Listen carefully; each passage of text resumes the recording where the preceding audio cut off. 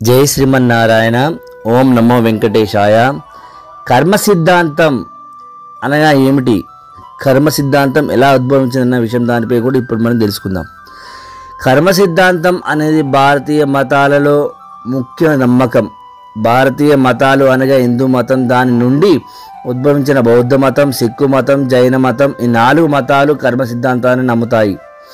ఈ సిద్ధాంతం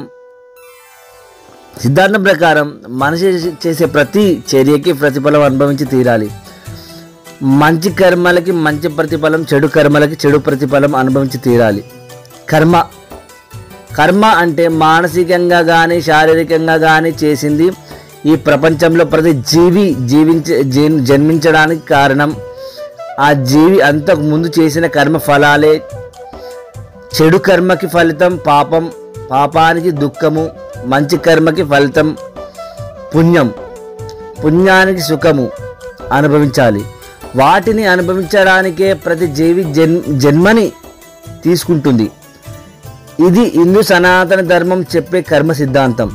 ఈ సిద్ధాంతమే హిందూ మతానికి పునాది. కర్మ సిద్ధాంతం ప్రకారం పుట్టడానికి మునుపు ఆ జీవి కొంత కర్మ చేసుండొచ్చు. ఆ కర్మ ఫలం అతని ఆ జన్మలో అనుభవించకపోతే దాన్ని అనుభవించడానికి మళ్ళీ జన్మిస్తాడు. ఆ కర్మ ఇంకా మిగిలి ఉంటే దాన్ని అనుభవించడానికి ఈ జన్మ లాగే మరో జన్మ తీసుకోవచ్చు. గత జన్మలాగే ఈ జన్మలో కూడా మరి కాస్త కర్మని చేసి అనుభవించాల్సిన కర్మని పెంచుకోవచ్చు. కర్మ సిద్ధాంతాన్ని నాస్తికులు, బౌద్ధిక వాదులు నమ్మరు. అబ్రహమిక్ మతాలు అనగా హిందూ మతం, క్రైస్తవ మతం, ఇస్లాం మతం ప్రకారం మనిషి చేసే ప్రతి చర్య భగవంతుని సంకల్పాలే. భగవంతుడే వారి చేత చేయించాడని వారి నమ్మకం. విధిరాతనే వారు కర్మగా భావిస్తారు. కానీ హిందూ మతం ప్రకారం మనుషులు మంచి చెడులతో దేన్ని ఎంచుకోవాలో వారికే వదిలేస్తారు. కానీ వాటి ప్రతిఫలాలు అనుభవించేలా చేయడం భగవంతుని ఆధీనంలో ఉంటుంది.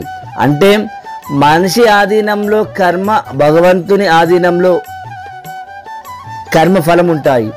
ఈ వ్యత్యాసం ఎరుగక కొందరు కర్మని విధి నిర్ణయం అనగా ఫేట్గా పొరబడతారు.